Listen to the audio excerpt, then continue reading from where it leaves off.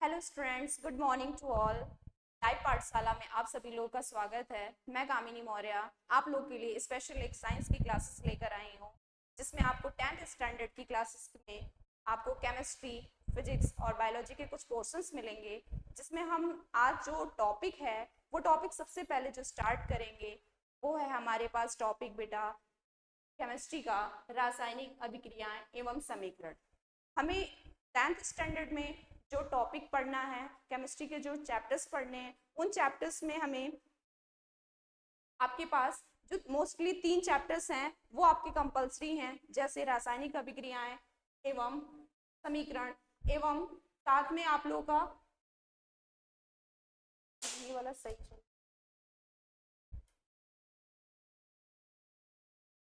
सबसे पहले जो चैप्टर्स है आपके पास वो है रासायनिक अभिक्रिया।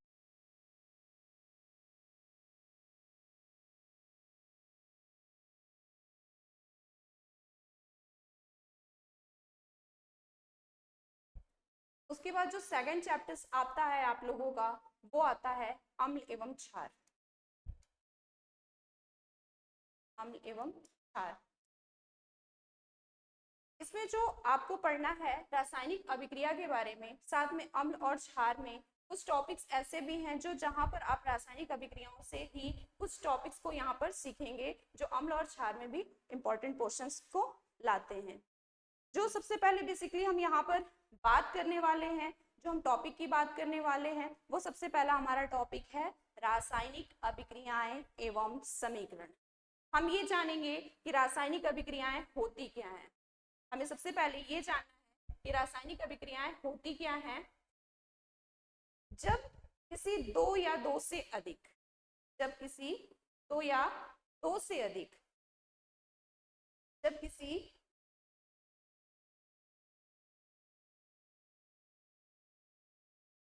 दो या दो से अधिक दो से अधिक पदार्थ को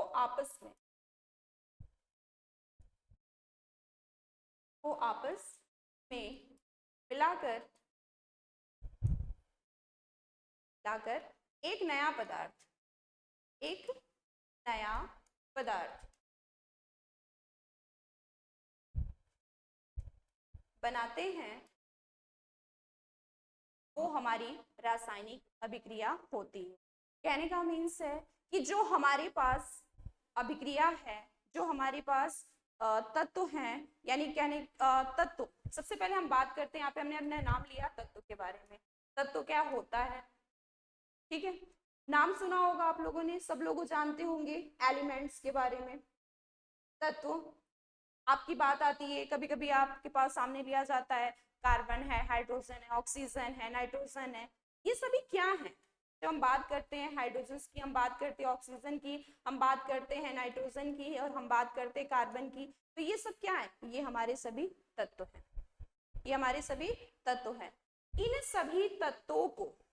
सभी तत्वों को हम इस अभिक्रियाओं में, यानी इस रासायनिक संगठन को हम किसी अभिक्रिया में परिवर्तित करके एक नया पदार्थ बना लेंगे, वो हमारी होती है रासायनिक अभिक्रिया। जैसे कि हमने ले लिया कार्बन, क्या लिया? कार्बन। कार्बन जो होता है, जिसका हमारे पास प्रतीक है C, कार्बन ले लिया। कार्बन के साथ में हमने किससे इसका रिएक्शन कराया? ऑक्सीजन से कराया। किससे कराया? ऑक्सीजन से कराया। ये हमारा है ऑक्सीजन, ये हमारा क्या है? ऑक्सीजन, ठीक है। कार्बन की क्रिया जब ऑक्सीजन से कराई गई तो हमारा जो बनके तैयार हुआ वो हुआ CO2। CO2 जिसको हम कहते हैं कार्बन डाइऑक्साइड, इसको हम क्या कहते हैं? कार्बन डाइऑक्साइड, ठीक है, कार्बन डाइऑक्साइड कहा जाता है। यानी कि जो कार्बन था एक नया तत्व था, ऑक्सीजन जो नया अणु था, ठीक है, ये आपस में मिलकर एक नया कंपाउंड तैयार किए, एक नया यौगिक तैयार किए, वो हमारा कहलाया क्या बेटा? आपका जो बन के तैयार हुआ वो हुआ हमारी रासायनिक अभिक्रियाओं के अंतर्गत आता है। ठीक इसी प्रकार सभी को समझ में आ गया कि रासायनिक अभिक्रियाएं क्या होती हैं। रासायनिक अभिक्रिया वे अभिक्रियाएं होती हैं जिनमें दो या दो से अधिक तत्व या पदार्थ आपस में मिलकर एक नया पदार्थ या एक नया यौगिक तैयार करते हैं, वो किसके अंतर्गत आता है, रासायनिक अभिक्रिया के अंतर्गत आता है। अब यहाँ पर बात की जाती है बेटा द्रव्य की। यहाँ पर अगर दिया गया है द्रव्य है क्या, द्रव्य के बारे में हम क्या जानते हैं, इसके बारे में आखिर ये द्रव्य आया कहाँ से। ठीक है, तो द्रव्य जो हमारा द्रव्य है मैटर, जो हमारा द्रव्य है जिसको हम कहते हैं मैटर, तो हम क्या कह रहे हैं, मैटर। बात की जा रही है किसकी, द्रव्य की बात की जा रही है, द्रव्य की यानी मैटर्स की बात की जा रही है। तो मैटर क्या है, मैटर की तीन अवस्थाएं होती हैं, मैटर्स की तीन अवस्थाएं होती हैं। जैसे ठोस, नंबर पहली अवस्था ठोस, नंबर 2 द्रव, नंबर 3 गैस। पहली अवस्था क्या है, ठोस, नंबर 2 द्रव और नंबर 3 हमारी अवस्था क्या है, गैस।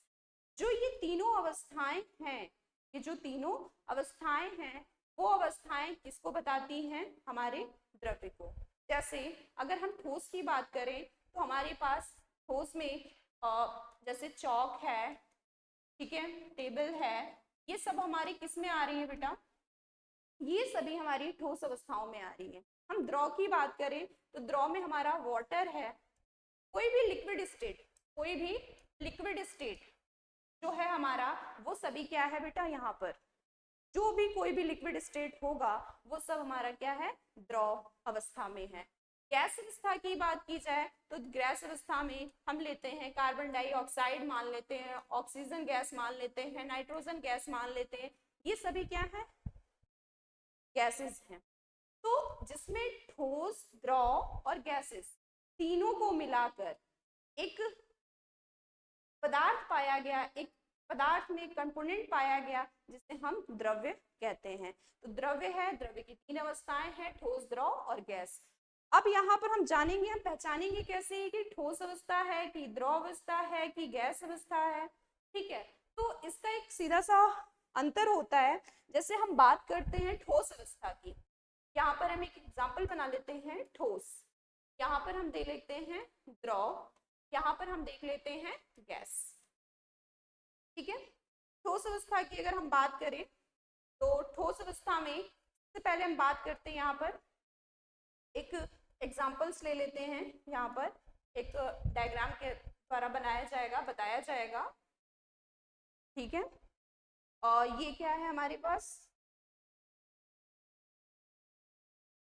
यहाँ पे हमने बनाया, ये जो ठोस होते हैं ना, इनमें जो अणु की बात की जाएगी, अणु की बात मतलब छोटे छोटे कण, अणु की बात की जा रही है, वो है छोटे छोटे कण, इसकी बात की जा रही है, छोटे छोटे कणों की बात की जा रही है। यहाँ पर है द्रव,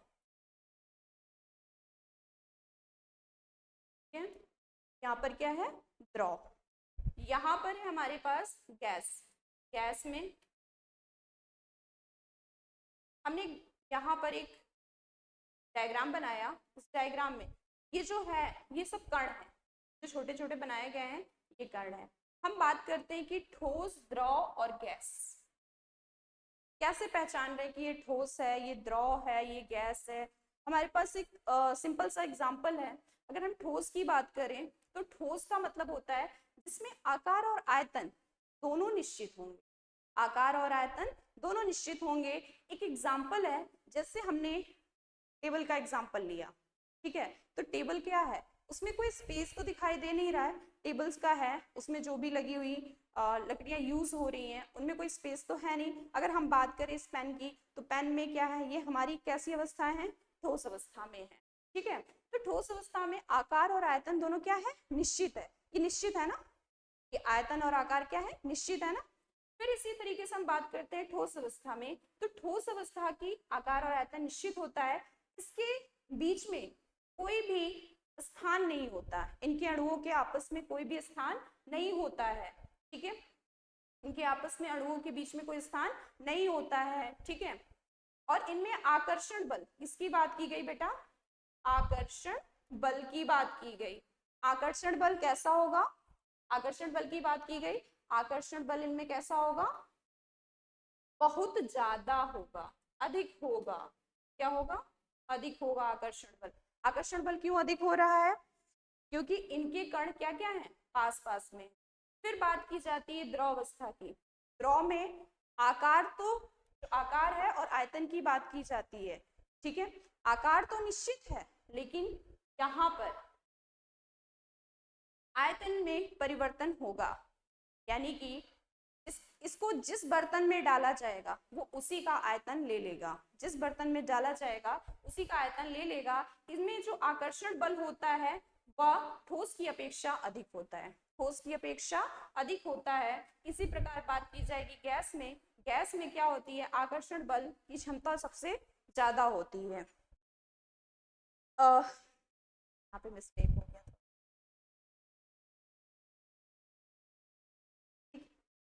आकर्षण बल में गैस के अणुओं की, यहाँ पे जो ठोस की जो अद्रव्य की अवस्था है, जो गैस, गैस में क्या है कि इनमें आकर्षण बल जो होगा वह सबसे कम कम होगा। क्यों, क्योंकि इनके जो अणु होते हैं वो बहुत दूर दूर होते हैं, इनके जो अणु होंगे वो बहुत दूर दूर होंगे। तो हम यहाँ पर जो कंटेंट था, द्रव्य की तीन अवस्थाएं थी, ठोस, द्रव और गैस की बात की गई कि ठोस अवस्था में कैसे होता है, द्रव अवस्था में कैसे होता है और गैस अवस्था में किस प्रकार होता है। ये तो द्रव्य की बात की गई। अब बात आती है हमारे पास कि ये जो द्रव्य है, ये जो द्रव्य है, अभी आपको बताया गया था यहाँ पर कि द्रव्य में होने वाले परिवर्तन दो प्रकार के होते हैं। अब द्रव्य तो आपको पता चल गया कि द्रव्य क्या है, सबसे पहले बताया गया रासायनिक अभिक्रिया क्या है, फिर बताया गया द्रव्य क्या है। अब द्रव्य के बाद क्या है बेटा कि द्रव्य में होने वाले परिवर्तन, द्रव्य है आखिर ठोस, गैस और जो आपका द्रव्य है, इनमें कौन कौन सी परिवर्तन हो सकते हैं। तो इनमें दो परिवर्तन होते हैं, पहला परिवर्तन भौतिक परिवर्तन, दूसरा परिवर्तन है रासायनिक परिवर्तन, ठीक है। सबसे पहले हम यहाँ पर बात करेंगे किसकी, भौतिक परिवर्तन की, कि भौतिक परिवर्तन होता क्या है। भौतिक परिवर्तन होता क्या है, भौतिक परिवर्तन में एक छोटा सा एग्जाम्पल है। यहाँ पे हम बात कर रहे हैं इस आइस की। आप लोगों ने घर में सबने बर्फ देखा होगा, बर्फ होता है, क्या किया जाता है, अगर बर्फ को फ्रिज से निकाल दिया जाए तो आप 10 मिनट के बाद क्या देखते हैं कि बर्फ जो है वो लिक्विड स्टेट में चेंज हो चुका होता है, यानी कि जो अपनी अवस्था थी उसने अपनी अवस्था क्या कर ली, बदल ली। अभी हमने बात की थी ना द्रव्य की, अभी हमने आपके पास बात की थी द्रव्य की, कि द्रव्य की तीन अवस्था है, हमने बोला कि ठोस, द्रव और गैस। बात यही आ गई कि जो हमारे पास जो ठोस अवस्था में बर्फ था उसको 10 मिनट के लिए रखा गया, उसको ऐसे टेम्परेचर में रखा गया, वो किसमें परिवर्तित हो गया, लिक्विड में, यानी कि वो द्रव अवस्था में परिवर्तित हो गया। और फिर जब उसी द्रव को जब हम हीट करते हैं, यानी कि बॉयल करते हैं या क्वथनांक उसका करते हैं, तो वह क्या हो जाता है, गर्म होकर और वाष्पित होने लगता है और एक वाष्पन की क्रिया करने लगता है और भाप बनने की क्रिया होती है। कहने का मतलब है कि आइस को जब एक नॉर्मल टेम्परेचर पर रखा गया तो वह वाटर में चेंज हुआ, और फिर वाटर को जब दूसरे में चेंजेस किया गया, यानी वाटर को जब हम थोड़ा सा हीट किए तो वह किसमें, वाष्पन में बदलने लगा। फिर उसी वाष्पन को थोड़ी देर के लिए कूलिंग अवस्था में रख दिया गया, यानी कि उसी चीज को हमने उसको क्या किया, कूलिंग स्टेट में रखना स्टार्ट कर दिया। तो जैसे ही हमने भाप को ठंडा किया तो वो वाटर में फिर पुनः परिवर्तित हो गया। जब स्टीम से यानी भाप से जब वाटर में वो चेंजेस हो रहा था ना, तो वहां पर एक प्रोसेस हो रहा था। कहने का मीन से वहां पर एक प्रोसेस हो रहा था, जैसे अभी हमने बात की कि आइस जो है वो वाटर में बदल रहा है, वाटर जो है स्टीम में चेंज हो रहा है, और स्टीम से फिर से जब ठंडा किया जा रहा है तो फिर उसके बाद या फिर वाटर में और फिर से आइस में चेंज हो रहा है, ठीक है। आइस से वाटर में चेंज होने के जो प्रोसेस होते हैं उसको हम कहते हैं मेल्टिंग। उसको हम क्या कहते हैं? मेल्टिंग। और जब वाटर को थोड़ा सा गर्म किया जाता है, ठीक है, थोड़े से टेम्परेचर पे गर्म किया जाता है, तो वह भाप में परिवर्तन होता है, उसको कहते हैं एवोपोरेटिंग। क्या कहते हैं? एवोपोरेटिंग, यानी कहने का मीन्स है वाष्प। आइस को जब वाटर में कन्वर्टिंग किया, मेल्टिंग पॉइंट, मेल्टिंग हुआ। अब जब वाटर को स्टीम में चेंज किया गया, वो एवोपोरेटिंग हुआ। अब वही चीज आती है, जैसे हमने आइस को वाटर में चेंज किया तो मेल्टिंग प्रोसेस शुरू हुई, उसी प्रकार से जब वाटर को स्टीम में चेंज किया तो एवोपोरेटिंग प्रोसेस प्राप्त हुई। फिर बात करते हैं, यहाँ पर जो स्टीम है, जो भाप है हमारी, ठीक है, जब उसको ठंडा किया गया, कूलिंग की गई, तो एक प्रोसेस आया कंडेंसेशन। एक प्रोसेस आया कंडेंसेशन। इस प्रोसेस को जो है, ठीक है, कहते हैं संघनन। क्या कहते हैं? संघनन। इसको कहते हैं बेटा मेल्टिंग, गलन। यहाँ पर एवोपोरेटिंग है, इसको कहा जाता है वाष्पन। और ये आता है फ्रीजिंग। फ्रीजिंग का मीन्स क्या हो गया बेटा? हिमांक।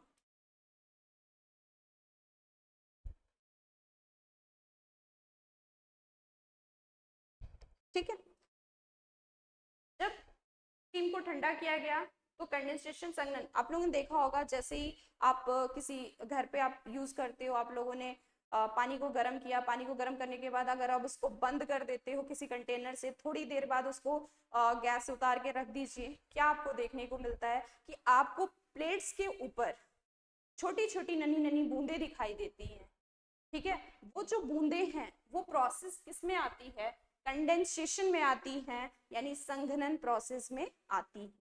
फिर उसी को ठंडा करने पर जब वो जल की अवस्था में होने की चेंजेस में आ गया, तो जल को जब 0 डिग्री सेंटीग्रेड पर क्या किया गया? ठंडा किया गया, यानी 0 डिग्री सेंटीग्रेड पर जल को रखा गया, तो वह किस में चेंजेस हो गया? फ्रीजिंग पॉइंट हो गई उसकी, यानी हिमांक पॉइंट पर आ गया, और क्या बन गया हमारा? आइस।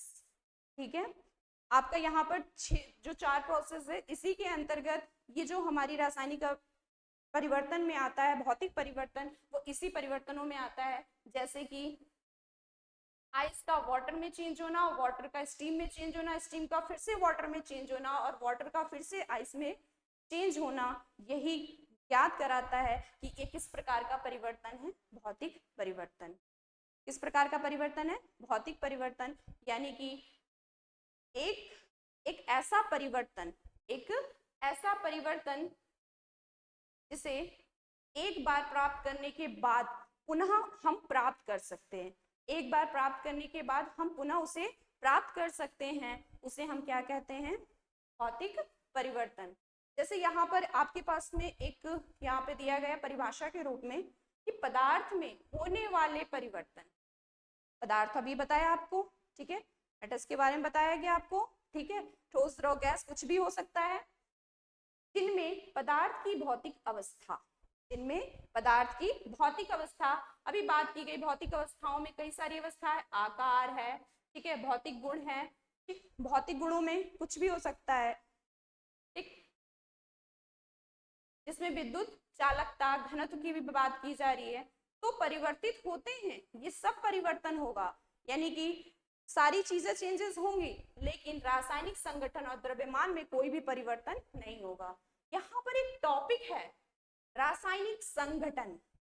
रासायनिक संगठन, रासायनिक संगठन की बात की गई, जैसे अभी हमने बात किया था कि कार्बन और ऑक्सीजन की हमने बात की थी, तो बनने के बाद कार्बन डाइऑक्साइड बन रहा था। ये जो कार्बन डाइऑक्साइड था वो यहाँ पर जितने दिया गया, यानी एक कार्बन दिया गया, 2 ऑक्सीजन दिए गए, उतना ही प्राप्त हो रहा है, ठीक है, यानी इसका जो संगठन है वो इतनी ही मात्रा में बना हुआ है, तो इसमें कोई परिवर्तन नहीं होना, तो वही हमारा रासायनिक संगठन है। एवं द्रव्यमान में कोई परिवर्तन नहीं होता।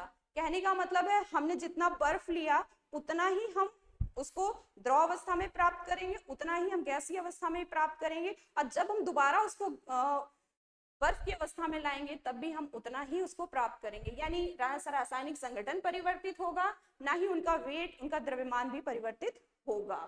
ठीक है, और ना ही कोई नया पदार्थ बनता है। आपने देखा है कि जो बर्फ था क्या वो नया पदार्थ बना रहा था? नहीं। बर्फ से क्या बना? पानी। और पानी के बाद क्या चेंजेस हुआ हमारे पास? गैस अवस्था बदली और गैस फिर पुनः उसी अवस्था में प्राप्त हो गई। ऐसे परिवर्तन को हम क्या कहते हैं? भौतिक परिवर्तन। क्या कहते हैं? भौतिक परिवर्तन कहते हैं। ठीक है, सभी को क्लियर हो गया होगा। अब आता है यहाँ पर जैसे जल का बर्फ में परिवर्तन। जल का बर्फ में परिवर्तन, आपको एग्जाम्पल बहुत अच्छा बता दिया गया, स्टार्टिंग में बहुत अच्छा बताया गया, बहुत सारी चीजें क्लियर कर दी गई। वाष्प में परिवर्तन वो आपको बताया गया कंटेंट्स में, आपको एग्जाम्पल्स में दिया गया था, एग्जाम्पल आपको याद होगा, इसी के माध्यम से बताया गया था।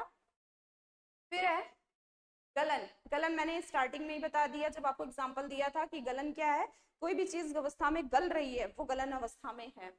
वाष्पन, जो कोई चीज हीटिंग हो रही है और उसमें से भाप निकल रही है वो है वाष्पन। फिर है बेटा क्वथन। क्वथन के बारे में भी बताया गया, क्या था क्वथन? बॉइलिंग पॉइंट जब गर्म किया गया, बॉइल्ड हुआ। फिर है हिमीकरण। हिमीकरण का मीन्स क्या हुआ? जब किसी को हमने फ्रीज किया यानी कि ठंडा किया, बहुत ज्यादा ठंडा किया। ऊर्ध्वपातन एक आया है आपके पास टॉपिक, ऊर्ध्वपातन।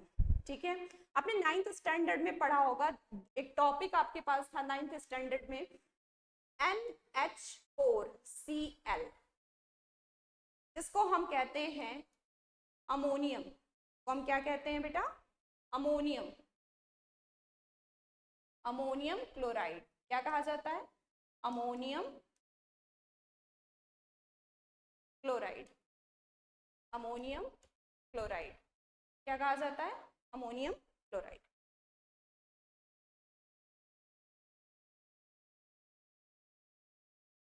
Ammonium chloride. ठीक है, अमोनियम क्लोराइड का एक और नाम होता है नौसादर। नौसादर। ठीक है, ये जो होता है, जो आपके पास कंपाउंड है, ये जो आपके पास क्या है? कंपाउंड है। ये जो कंपाउंड यूज किया जा रहा है, ये जो कंपाउंड यूज किया जा रहा है, इसी कंपाउंड की क्रिया से ऊर्ध्वपातन होती है। क्या होती है बेटा? ऊर्ध्वपातन होती है। अब ऊर्ध्वपातन क्रिया क्या है? सभी के घर में एग्जाम्पल्स देखा जाता होगा, आप लोगों ने कपूर देखा होगा, घरों में कपूर जलाए जाते हैं, पूजा के टाइम में कपूर जलाए जाते हैं। ठीक है, तो वहां पर यूज उसका किया जाता है। तो आप लोगों ने कपूर को जलते हुए देखा होगा। कपूर जैसे ही जलाते हैं, एक तो आग तेजी से पकड़ती है, उसके बाद जैसे ही जलाई जाती है तो उसमें कोई लिक्विड स्टेट दिखाई देता है? यानी कहने का मतलब वहां पर कोई लिक्विड स्टेट होता है? नहीं होता है ना, कोई भी लिक्विड स्टेट आता ही नहीं है। सीधे वो क्या होता है, एक बार जलाया उसके बाद सीधे वो भाप गैस अवस्था में उड़ गई। तो कहने का मीन्स है कोई ऐसा पदार्थ, कोई भी ऐसा पदार्थ जो ठोस अवस्था से सीधे गैस अवस्था में परिवर्तित हो जाए, लिक्विड स्टेट ना आए, सीधे ठोस अवस्था से सीधे गैस अवस्था में परिवर्तित हो जाए, वो क्रिया ऊर्ध्वपातन अभिक्रिया कहलाती है। वो अभिक्रिया क्या कहलाती है? ऊर्ध्वपातन अभिक्रिया कहलाती है। ठीक है, ऊर्ध्वपातन अभिक्रिया का यहाँ पर जो प्रोसेस है, जिसमें एक आता है बेटा कपूर। क्या आता है? कपूर, जिसको हम कैम्फर कहते हैं, जिसको हम क्या कहते हैं बेटा? कैम्फर बोलते हैं। साथ में आता है NH4Cl, जिसको हमने नाम बताया अमोनियम क्लोराइड, और साथ में हमने क्या बताया, इसको एक नाम और जाना जाता है, उसे हम कहते हैं बेटा नौसादर। क्या कहते हैं बेटा? नौसादर कहा जाता है। तो हमें लगता है ये टॉपिक आप लोगों को क्लियर हो गया होगा। ठीक है, अगर इसको नोट डाउन करना चाहते हैं तो नोट डाउन कर लें।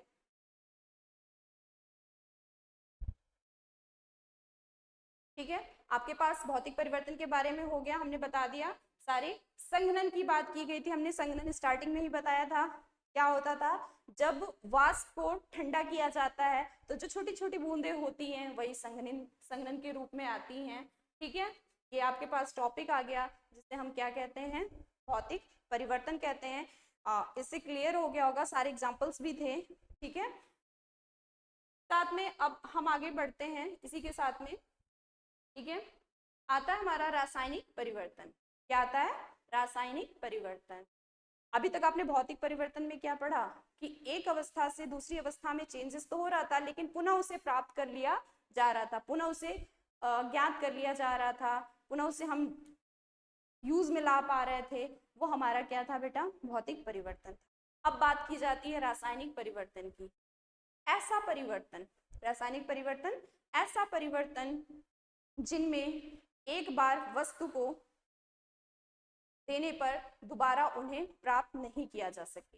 कहने का मीन्स है कि यहाँ पर जो एक एग्जाम्पल दिया जाता है वो एग्जाम्पल ये है बेटा कि रैपनिंग ऑफ बनाना।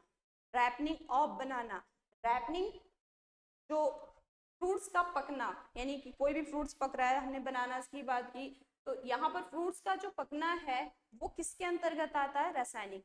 एक बार फ्रूट्स पक गया, पकने के बाद इसका प्रोसेस ये आ गया, अब यहाँ से क्या उसको दोबारा इस स्थिति में लाया जा सकता है? नहीं लाया जा सकता। जब एक चीजों को परिवर्तित करके दूसरी चीजों में कन्वर्ट नहीं किया जा सकता है, वो हमारा है रासायनिक परिवर्तन के अंतर्गत आता है, जिसे रैपनिंग ऑफ बनाना। ये तो सीधा साधा एग्जाम्पल है। इसी प्रकार एग्जाम्पल है बर्निंग ऑफ पेपर।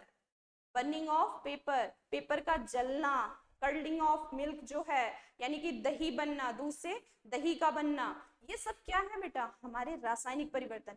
यानी कि एक बार हम जब इन्हें बना लेंगे तो दोबारा हम उसे प्राप्त नहीं कर सकते। अब इससे पहले आपने भौतिक परिवर्तन में पढ़ा था कि रासायनिक संगठन और द्रव्यमान परिवर्तित नहीं होता, भौतिक परिवर्तन में पढ़ा था। लेकिन यहाँ पर क्या? रासायनिक संगठन के साथ साथ द्रव्यमान भी परिवर्तित होगा, क्योंकि दूध तो था ही, दूध जब दही के रूप में आएगा तो उसका वेट क्या होगा? दूध के वेट से कुछ ज्यादा होने लगेगा। इसी प्रकार से हम बात करेंगे रैपनिंग ऑफ फ्रूट्स की। यहाँ पर फ्रूट्स की जो वेटेड होगा वो यहाँ पर थोड़ा सा ज्यादा होगा। जैसे ये अपनी स्थिति में, पकने की स्थिति में आ जाता है, वो उसका वेट क्या होने लगता है? थोड़ा थोड़ा कम होने लगता है। ठीक है, तो रासायनिक संगठन और द्रव्यमान रासायनिक परिवर्तन में क्या होते हैं? परिवर्तित होंगे। क्या होंगे? परिवर्तित होंगे। फिर इसी प्रकार से हम यहाँ पर बात करेंगे रस्टिंग ऑफ आयरन की। इसकी बात करेंगे रस्टिंग ऑफ आयरन की कि रस्टिंग ऑफ आयरन है क्या? रस्टिंग ऑफ आयरन यानी कि जंग लगना, लोहे में जंग लगना। आप लोगों ने देखा होगा यहाँ पर दिया गया है वाटर, वाटर के साथ में क्या दिया गया है? ऑक्सीजन। जब हम किसी किल को बाहर रख देते हैं, घर में आप लोगों ने देखा होगा कि लोहे की चीजें होती हैं, जब उसे हम बाहर हवा में रख देते हैं तो उनके ऊपर जंग लग जाती है, उनके ऊपर एक लाल लाल सा प्रोडक्ट जमा होने लगता है। वो लाल प्रोडक्ट जो होता है वो क्या होता है बेटा? आयरन ऑक्साइड होता है। क्या होता है? आयरन का ऑक्साइड बनने लगता है और वही रेड रंग का होने लगता है। कहने का मतलब है कि आयरन जब ऑक्सीजन या वाटर से रिएक्ट कर रहा होता है, यानी जनरली तो ऑक्सीजन से रिएक्ट कर रहा होता है, यानी वाटर से रिएक्ट कर रहा होता है, तो वह आयरन ऑक्साइड बनाने लगता है, यानी कि वहां पर जंग लगने का प्रोसेस शुरू हो चुका होता है। ठीक है, तो ये क्या हो गया? रस्टिंग ऑफ आयरन हो गया। ये चीज क्लियर हो गई होगी। ठीक है, यानी रस्टिंग ऑफ आयरन, लोहे का, लोहे में जंग लगना, रैपनिंग ऑफ बनाना यानी कि बनाना का पकना। इसी में हमने बात की थी कि रासायनिक परिवर्तन का जो परिभाषा है, अभी हमने पहले ही बता दिया, एक बार जिसको बना लिया गया उसे दोबारा हम प्राप्त नहीं कर सकते। वो रासायनिक संगठन में भी हो सकता है, जैसे कार्बन है, कार्बन के साथ में अगर किसी चीज दूसरे की रिएक्टेंट कराई जाए तो उससे प्राप्त हो सकता है, लेकिन दोबारा हम उसे प्राप्त नहीं कर पाएंगे। जब कोई रासायनिक परिवर्तन होता है तो हम कह सकते हैं कि एक रासायनिक अभिक्रिया हुई, अतः पदार्थ में होने वाले परिवर्तन जिनमें पदार्थ एक के अणुओं का रासायनिक संगठन और द्रव्यमान परिवर्तित होकर एक से अधिक एक नया पदार्थ बनने लगता है। जाहिर सी बात था, अभी आपकी बात की थी कर्डलिंग ऑफ मिल्क की, तो वहां पर क्या था कि दूध से दही जब बन रहा था तो दूध जो था वो एक नया पदार्थ था, लेकिन जब दही बना तो वो एक नया पदार्थ आ गया। ठीक है, तो वहां पर जो परिवर्तन हुआ, एक नया पदार्थ बनने लगा, और ऐसे चीजों को रासायनिक परिवर्तन कहते हैं। रासायनिक परिवर्तन में आता है एक प्रोसेस बेटा, दहन अभिक्रिया। दहन अभिक्रिया में क्या होता है? जब कोई भी कंपोनेंट जब कोई भी कंपोनेंट या जब कोई भी तत्व जिसका सीधा सीधा एक एग्जांपल हम ले लेते हैं कार्बन। कार्बन जब किसी ऑक्सीजन से क्रिया कर रहा होता है तो बनाता है कार्बन डाइऑक्साइड। जहां पर किसी अभिक्रिया में ऑक्सीजन सम्मिलित हो गई, जहां भी किसी अभिक्रिया में ऑक्सीजन सम्मिलित हो गई, वहां पर हम समझ लेंगे कि वह क्रिया दहन अभिक्रिया हो रही है। वो अभिक्रिया क्या हो रही है? दहन अभिक्रिया हो रही है। ठीक है, साथ में है जंग लगना। अभी एग्जांपल्स में आपको बताया गया। प्रतिस्थापन अभिक्रिया, प्रतिस्थापन अभिक्रिया होती क्या है? प्रतिस्थापन अभिक्रिया होती क्या है उसके लिए हम समझेंगे यहाँ पर कि प्रतिस्थापन अभिक्रिया क्या है। हम यहाँ पर एक टॉपिक ले लेते हैं, प्रतिस्थापन। प्रतिस्थापन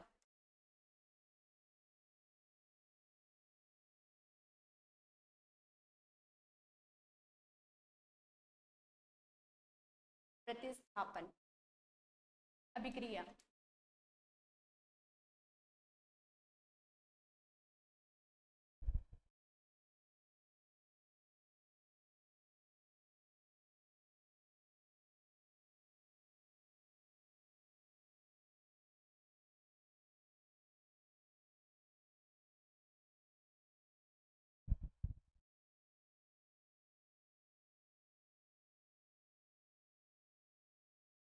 एक यहाँ पर रिएक्शन दिया जा रहा है। ठीक है,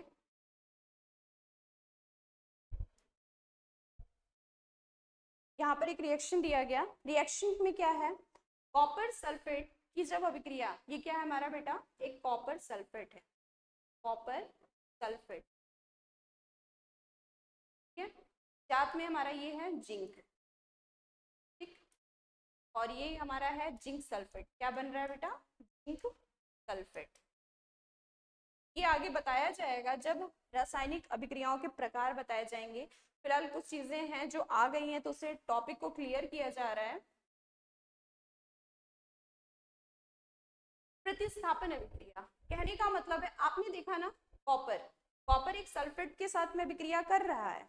ठीक है, लेकिन जैसे इसने Zn से क्रिया की तो Zn ने क्या किया? इसके स्थान को हटा दिया और वो खुद जाकर उसके स्थान पर जुड़ गया, और जुड़ने के बाद कॉपर को क्या कर दिया? बाहर कर दिया। कॉपर को क्या किया? बाहर कर दिया।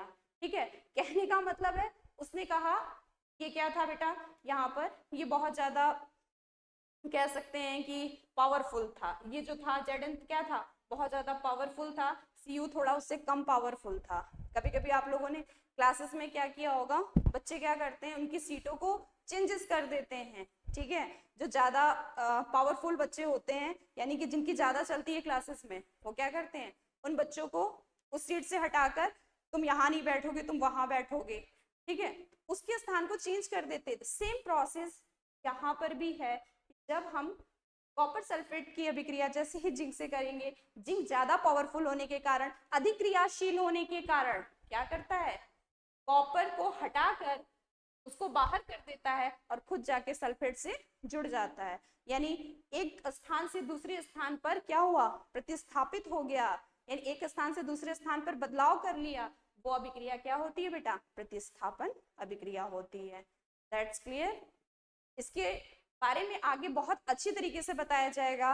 अधिक अभिक्रियाशील सीरीज भी बताई जाएगी, कौन अधिक अभिक्रियाशील है, कौन कम अभिक्रियाशील है। उसी के हिसाब से आपको प्रतिस्थापन अभिक्रियाओं के बारे में बताया जाता है। प्रतिस्थापन अभिक्रिया सिर्फ प्रतिस्थापन अभिक्रिया नहीं होती है, इसके साथ में द्विविस्थापन अभिक्रिया भी होगी। यानी कि कॉपर सल्फेट और जिंक वाली बात की जा रही थी, अब क्या होता है कि कई सारी चेंजेस होने लगते हैं, वो आपको रासायनिक अभिक्रियाओं के प्रकार में बताया जाएगा। अब बात की जाती है, प्रतिस्थापन अभिक्रिया हो गई, साथ में आता है अपघटन अभिक्रिया। बहुत अच्छा टॉपिक है बेटा, अपघटन अभिक्रिया के बारे में। किसके बारे में? अपघटन के बारे में। अपघटन के बारे में दिया गया बेटा, अपघटन के बारे में दिया जाता है। अपघटन, अपघटन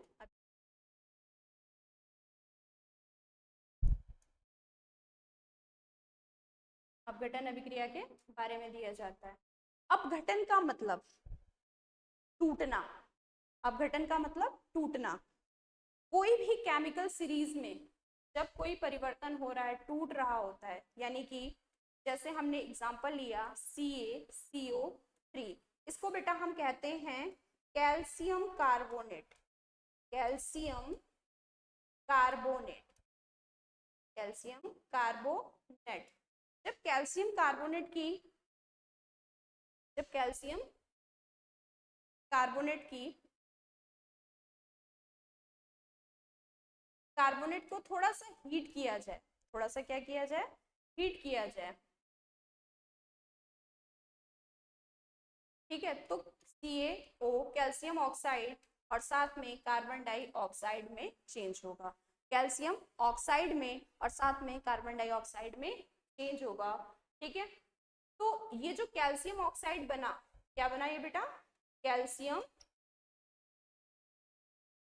ऑक्साइड, और साथ में क्या बन रहा है, सभी को पता है, कार्बन डाइऑक्साइड बन रहा है, ठीक है। तो क्या हो रहा है यहाँ पर, टूट रहे हैं कि नहीं टूट रहे हैं, यानी ये एक में था, ये यौगिक जो था वो एक में था, जैसे ही इसको हीट किया गया, गर्म किया गया, तो दो अलग अलग यौगिकों में परिवर्तित हो गए, टूट गए। तो टूटना ही क्या है, अपघटन अभिक्रिया है। क्या है, अपघटन अभिक्रिया। इसी अपघटन अभिक्रिया का जस्ट उल्टा वियोजन अभिक्रिया होती है, जो रासायनिक अभिक्रियाओं के प्रकार में बताया जाएगा। यानी कि कैल्शियम ऑक्साइड, जो कैल्शियम ऑक्साइड है वह कार्बन डाइऑक्साइड से रिएक्ट करके कैल्शियम कार्बोनेट बना लेता है। That's it. तो ये हमारे पास जो टॉपिक था बेटा, जो भी आप लोगों ने पढ़ा, परिवर्तन, रासायनिक परिवर्तन, भौतिक परिवर्तन में हमने सारी चीजें थी, सारे कंटेंट्स थे, वो सब क्लियर कर दिए हैं। अब आगे आ जाइए, आप लोगों के पास में एक टॉपिक है, नोट टॉपिक है, अभिकारक तथा उत्पाद के तत्वों में परमाणुओं की संख्या समान होती है, चाहे वो अभिकारक हो चाहे वो उत्पाद की बात कर रहे हैं। अब आप लोगों को पता नहीं होगा कि अभिकारक क्या होते हैं और उत्पाद क्या होते हैं। हमने अभी एक अच्छा सा एग्जांपल लिया था CaCO3 का, CaCO3, क्या नाम है इसका, कैल्शियम कार्बोनेट, एग्जांपल लिया था, ठीक है। कैल्शियम कार्बोनेट का एग्जांपल लिया था। कैल्शियम कार्बोनेट को तोड़ने पर CaO और साथ में कार्बन डाइऑक्साइड बन रहा था, CaO और कार्बन डाइऑक्साइड बन रहा था, ठीक है। अब यहाँ पर जो अभिक्रिया थी, इसी की हमने बताई थी वियोजन अभिक्रिया। कैल्शियम ऑक्साइड की जब क्रिया कार्बन डाइऑक्साइड से करा दी गई तो कैल्शियम कार्बोनेट प्राप्त हुआ, कैल्शियम कार्बोनेट प्राप्त हुआ। जो कैल्शियम कार्बोनेट था, जो कैल्शियम कार्बोनेट प्राप्त हुआ, यानी कि ये जो दोनों कंपोनेंट थे ये हमारे अभिकारक हैं, ये हमारे क्या हैं, अभिकारक हैं। और ये जो दोनों थे ये हमारे क्या बन, ये हमारा बन के क्या तैयार हुआ, उत्पाद। क्या तैयार हुआ, उत्पाद, जिसको हम प्रोडक्ट बोलते हैं। हम क्या बोलते हैं, प्रोडक्ट। ये होते हैं हमारे रिएक्टेंट, ये हमारे हैं रिएक्टेंट, ये हमारे हैं प्रोडक्ट। कहने का मीन्स है कि कार्बन कैल्शियम ऑक्साइड की क्रिया जब कार्बन डाइऑक्साइड से कराएगी तो कैल्शियम कार्बोनेट प्राप्त हुआ, लेकिन जो कैल्शियम ऑक्साइड और कार्बोनेट यानी कार्बन डाइऑक्साइड थे वह क्या थे, हमारे अभिकारक थे। तो अभिकारक वे होते हैं जो अभिक्रिया में भाग लेते हैं, जो सबसे पहले आ रहे होते हैं। जैसे ये दोनों सबसे पहले आए तो ये क्या है, हमारे अभिकारक हैं। और जैसे ही इन दोनों ने आपस में रासायनिक संगठन बनाया, रासायनिक अभिक्रियाएं की, तो बनके जो तैयार हुआ वो हमारा है उत्पाद, ठीक है। तो विशेष में क्या था बेटा, जो पदार्थ रासायनिक अभिक्रियाओं में भाग लेते हैं वो क्या है, अभिकारक हैं, तथा जो नए पदार्थ बनते हैं उन्हें हम क्या कहते हैं, उत्पाद कहते हैं। इन दोनों की संख्या जितनी यहाँ पर ली जाएगी, अभिकारकों की संख्या, उतनी ही उत्पाद हमारे पास प्राप्त होगा। तो ये आपकी क्लासेस में था बेटा, आप सभी लोगों को बताया गया कि रासायनिक अभिक्रियाएं क्या होती हैं। रासायनिक अभिक्रिया में द्रव्य के बारे में बताया गया, रासायनिक अभिक्रिया में ठोस द्रव गैस के बारे में कुछ टॉपिक्स क्लियर किए गए, रासायनिक अभिक्रियाओं में आपके परिवर्तन के बारे में, भौतिक और रासायनिक परिवर्तनों के बारे में बताया गया, कुछ टॉपिक्स थे, ठीक है। अब नेक्स्ट क्लासेस में आप लोग को सारी चीजें डिफाइन की जाएंगी, ठीक है बेटा। धन्यवाद, ओके।